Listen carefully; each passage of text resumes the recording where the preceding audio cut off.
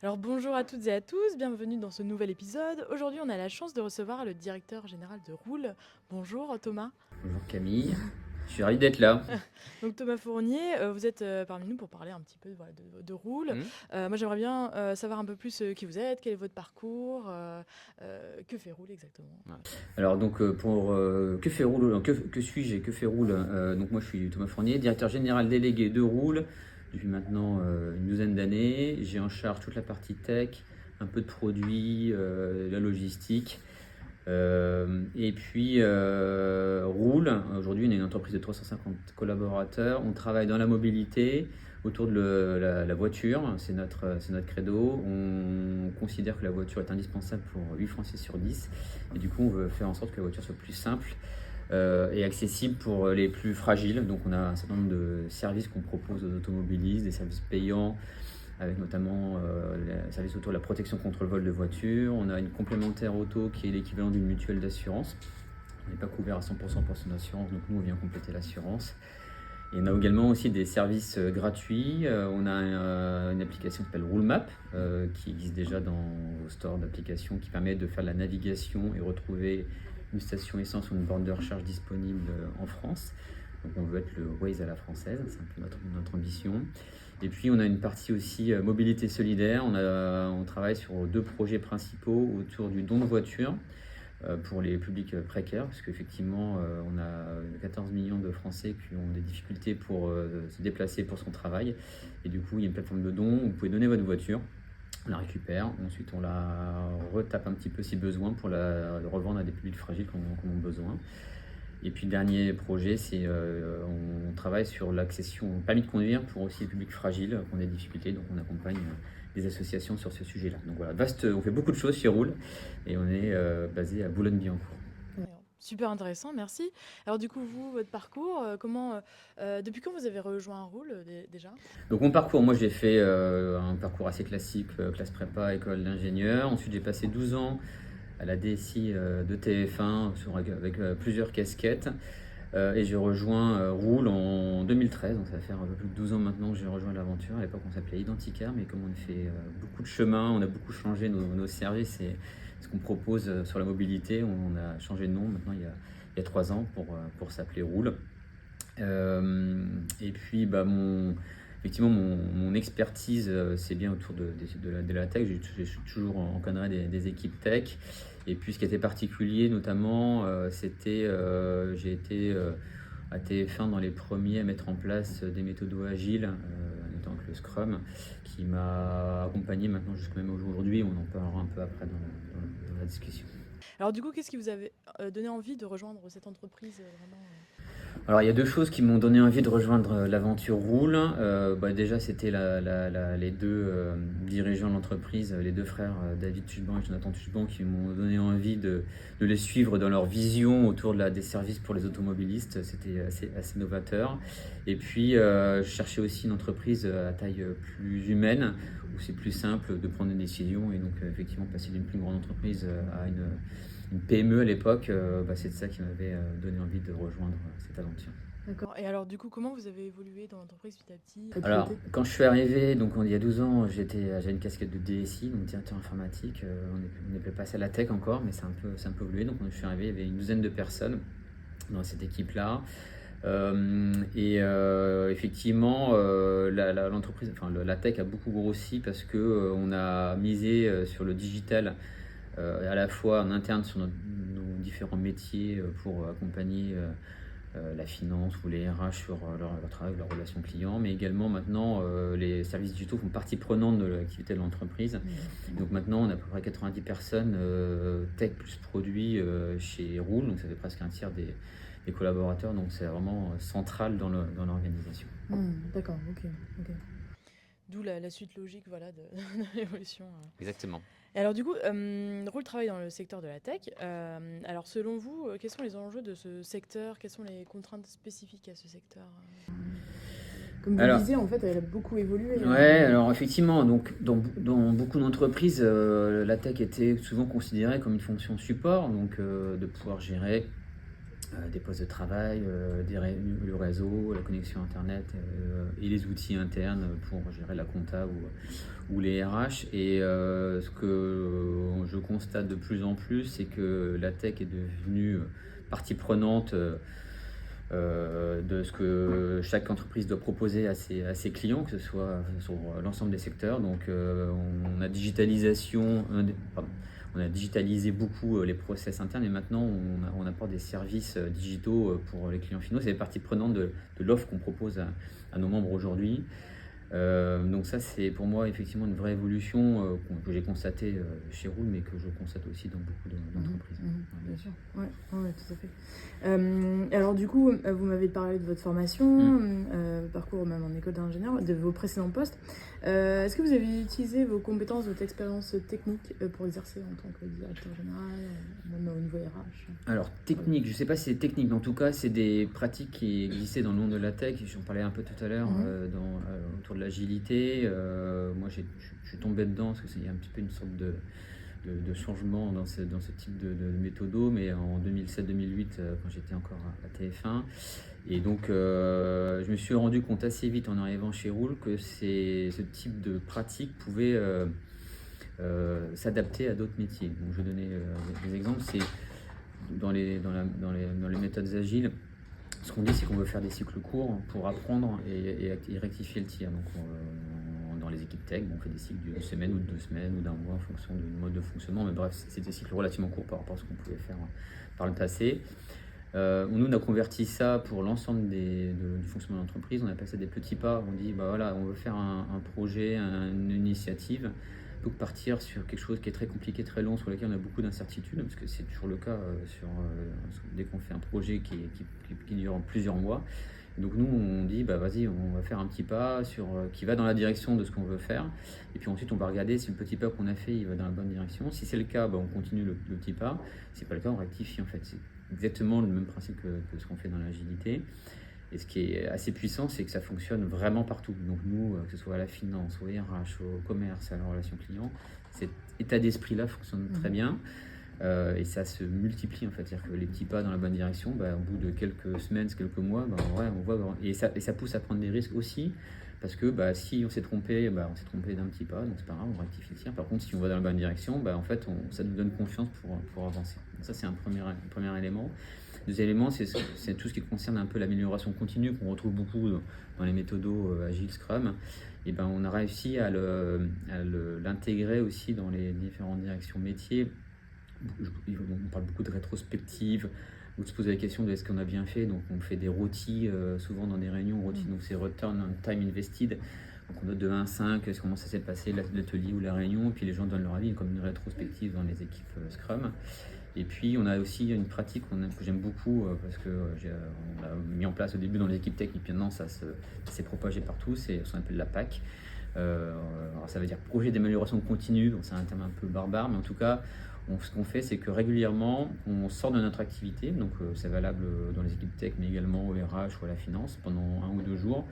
Les gens sortent de leur quotidien, de leur projet ou de leur run, si les gens ont beaucoup d'activités récurrentes, pour réfléchir, pour améliorer son quotidien. Ça peut être réfléchir sur une nouvelle méthode de travail, faire la documentation, automatiser quelque chose que je fais à la main. Et ça peut être fait potentiellement avec d'autres personnes, d'autres équipes. Et en vrai, on voit que les gens s'impliquent sur l'amélioration continue de leur travail. Et c'est assez valorisant aussi de voir ça. Et ça fonctionne partout dans beaucoup d'équipes, et pas que dans la tech. Donc c'est ça que j'ai pu constater, c'est que finalement des choses qui étaient initialement dans des sujets tech peuvent vraiment s'adapter à tous les métiers. D'accord, ok, super intéressant. Merci pour ce partage. On verra aussi derrière comment les salariés le perçoivent et si c'est remonté justement dans l'enquête. Mais avant ça, du coup, en 2023, vous entrez dans la démarche Great Place to Work. Pourquoi est-ce que vous avez décidé de lancer la démarche Alors il n'y a pas eu, c'est une démarche qui existe entre guillemets depuis longtemps, de faire en sorte que les collaborateurs aient une expérience incroyable. On appelait ça une expérience comme nulle part ailleurs. C'est quelque chose qu'on a inscrit dans notre plan stratégique il y a 5 ans, qu'on a confirmé là dans notre plan stratégique 2030. parce que c'est une conviction que pour que les gens travaillent de manière efficace, dans de bonnes conditions, il faut qu'ils se sentent bien dans leur quotidien. Donc il faut qu'on ait des beaux locaux, comme un peu les vôtres. On a des locaux qui sont assez sympas à Boulogne-Billancourt. Il faut impliquer les gens, donc on travaille beaucoup dans le collaboratif pour que les gens puissent, l'exemple tout à l'heure de la PAC, c'est un bon exemple, c'est qu'on demande à chacun de donner leur avis, de proposer des axes d'amélioration et d'y travailler. C'est hyper important, même dans la prise de décision, on essaie vraiment d'impliquer au maximum les gens, donc on ne fait pas voter toutes les décisions, donc il y a bien des décisions qui viennent de la direction générale, des directeurs, mais en tout cas on implique au maximum les collaborateurs pour qu'ils s'embarquent dans l'aventure. Donc c'est quelque chose qu'on a vraiment démarré il y a longtemps et on avait voulu se confronter un peu à ce qui se passe dans les autres entreprises. Est-ce qu'on est finalement aussi bien que ce qu'on imaginait? Donc c'est pour ça qu'on est rentré dans la démarche Great Place to Work il y a 2 ans, pour nous situer par rapport aux entreprises de notre taille en France. C'est un peu ça la démarche. Et du coup, pourquoi, selon vous, une entreprise de la tech a particulièrement besoin d'engager ce type de démarche? Comme je disais, ma conviction, c'est qu'il faut que les gens se sentent bien pour qu'ils soient efficaces. On utilise beaucoup un terme de symétrie des intentions, mais plutôt pour des conseillers de la relation client, parce que on pense que si on a des collaborateurs qui se sentent bien dans leur quotidien, dans leur travail, ils vont avoir des bonnes interactions avec nos membres et ça va se ressentir à l'extérieur. C'est un peu la même chose pour les équipes tech, c'est que pour créer des nouveaux produits, des services utiles pour les membres, pour les automobilistes, il faut que les gens se sentent bien, ils soient à l'aise, qu'ils puissent prendre des risques, tester des choses, ne pas avoir peur de se tromper. Et c'est pour ça que notre démarche sur le bien-être des collaborateurs est hyper important. Et puis, maintenant, il y a 3 ans, on est devenu entreprise à mission. Et on a intégré dans nos statuts, donc c'est quelque chose de très formel, on va dire. Un des objectifs, c'est d'agir pour le bonheur au travail et entretenir des relations humanistes avec nos membres et nos partenaires. Voilà, donc on a voulu vraiment marquer le coup et le label Great Place to Work confirme ça. C'est ce que vous disiez par rapport à toutes les actions que vous menez. Voilà, on sent bien que derrière, il y a une vraie volonté à tous les niveaux, quoi, pas que Great Place to Work. Tout à fait.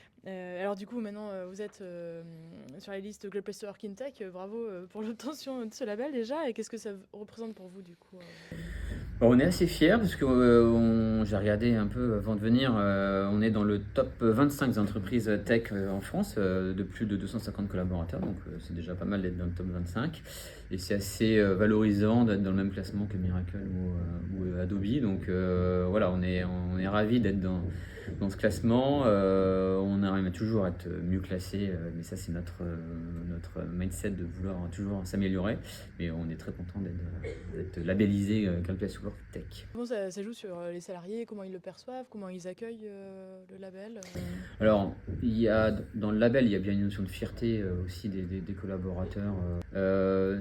Pour nous, c'est aussi un levier pour le recrutement. Alors, c'est pas un élément suffisant, parce que si on se dit on a le label, c'est bon, on est tranquille. Il faut après le vivre réellement quand on accueille des candidats, quand on intègre des nouveaux collaborateurs et pour l'ensemble des collaborateurs déjà présents. Donc en gros, pour moi, ça permet d'ouvrir une première porte, un premier lien avec des candidats qui se poseraient la question de dire tiens, est-ce que Roule c'est une boîte sympa? Oui, parce qu'il y a le label. Et après, s'il n'y a que le label et que derrière, en fait, c'est un peu fake, ça ne fonctionne pas. Donc il faut derrière assurer la réalité du terrain. Et nous, on constate que c'est effectivement, ça améliore notre tunnel d'entrée sur les candidats, clairement. Ah oui, d'accord, ok. Il y a vraiment un alignement Oui. avec ce que vous mais bon, il faut quand même, faut ce que je disais tout à l'heure, il faut après bien gérer les process de recrutement. On a un process qui est plutôt intéressant et on veut vraiment que dans ce process-là, les gens choisissent vraiment de venir rejoindre l'aventure et que ce ne soit pas juste un choix par défaut. Alors justement, concrètement, sur les principaux retours liés à l'enquête, qu'est-ce qui vous a marqué? Qu'est-ce que vous avez pu apprendre? Est-ce qu'il y a eu des surprises, des choses que vous ne soupçonniez pas, sur lesquelles vous vous dites c'est un chantier, il va falloir travailler là-dessus? Alors, on a eu des confirmations. Donc dans une grande partie des points forts ou des points faibles, on a des choses qu'on connaissait déjà, mais ça l'a permis de le valider de manière un peu objective. sur la fierté d'appartenance, le participatif, la convivialité, nos locaux également, sur lesquels on a mis beaucoup d'énergie. Donc ça, on n'a pas été très surpris et on est content. Après, sur des axes d'amélioration, pareil, il y a des choses sur lesquelles on sait toujours qu'on doit être meilleur, surtout une notion de rémunération, mais je pense que c'est un peu le cas de toutes les entreprises. Il y a un sujet qui m'a un peu surpris, mais donc qu'on entend, c'est un sujet autour de l'équité entre les collaborateurs, et notamment sur des notions de promotion interne ou de rémunération, mais c'est un truc un peu spécifique. Et en tout cas, ça nous a permis de le voir clairement dans ce dernier sondage, questionnaire. Moi, ce que ça me fait, ça me fait dire que sur ce sujet-là, mais sur d'autres sujets, c'est quelque chose sur lequel on doit être bon tous les jours, partout dans l'entreprise. Et si on se rate une fois à un endroit, et ben en fait, on gâche un peu tout le travail qui a été réalisé partout, parce que certains collaborateurs ne comprennent pas pourquoi on a décidé de faire évoluer un tel ou un tel, parce qu'on ne l'a pas bien expliqué, ou parce qu'on n'a pas été très clair dans le processus de recrutement. Et donc, ça fait aussi un peu tache d'huile. Donc voilà, donc faut qu'on soit clairement meilleur sur ces sujets-là. Et on n'avait pas identifié, en tout cas moi je n'avais pas identifié clairement. Et donc on va prendre le point d'améliorer ça dans les prochains mois. D'accord, du coup, comment vous avez pris ces retours? Avec humilité, remise en question, ou satisfaction aussi, parce que bon, vous avez des scores quand même. Oui, non, alors on est toujours content, on est content parce qu'on a un bon score, on est bien placé dans le palmarès, mais on n'est pas dans un attentisme en disant c'est bon, on a atteint le Graal, on est labellisé et on va plus rien faire. On a vraiment un état d'esprit de se dire bon ok, on est bien, mais on peut toujours s'améliorer. Donc nous on est toujours, tout de suite après, on se dit déjà c'est quoi la prochaine étape. Là on a commencé à identifier des axes d'amélioration. Donc, on a parlé tout à l'heure de l'équité dans les recrutements et dans les évolutions internes. Là, on a fait, chaque responsable RH a fait le tour des équipes pour partager le classement personnalisé sur les notes de l'équipe, et puis pour avoir un échange avec les collaborateurs et pour identifier localement ce qu'on pourrait améliorer. Donc, on est déjà dans cette démarche d'amélioration. Parce qu'on n'est jamais vraiment satisfait, on ne se dit pas que en fait, c'est une démarche qui a démarré il y a longtemps et qui va, à mon sens, jamais s'arrêter, parce que on cherche toujours comment on peut s'assurer que les collaborateurs se sentent bien, travaillent de manière efficace, et tout ça fait partie d'un tout. Donc on n'a finalement pas de fin dans ce travail. On essaie toujours de chercher des nouvelles choses qui améliorent le quotidien des collaborateurs. Parfois on teste des choses, ça ne marche pas.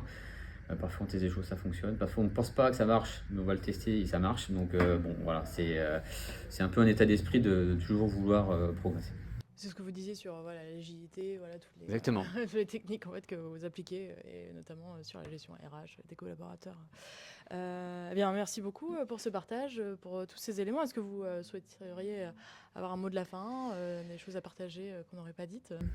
Moi, je voulais remercier les collaborateurs qui ont participé au questionnaire, parce que pour nous, c'est indispensable d'avoir ce retour-là pour nous améliorer. Un peu comme quand on travaille dans le produit, il faut qu'on pose des questions à des utilisateurs, savoir ce dont ils ont besoin.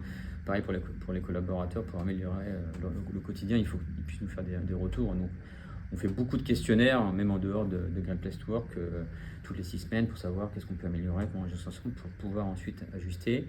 Et on a besoin de vous pour toujours faire en sorte que Rool soit vraiment une entreprise pas comme les autres. Et donc on a encore plein de belles choses à vivre ensemble. Nulle part ailleurs. Comme nulle part ailleurs, voilà. Bien, très bien, mais merci beaucoup pour ce Merci. partage, merci pour Merci. votre temps.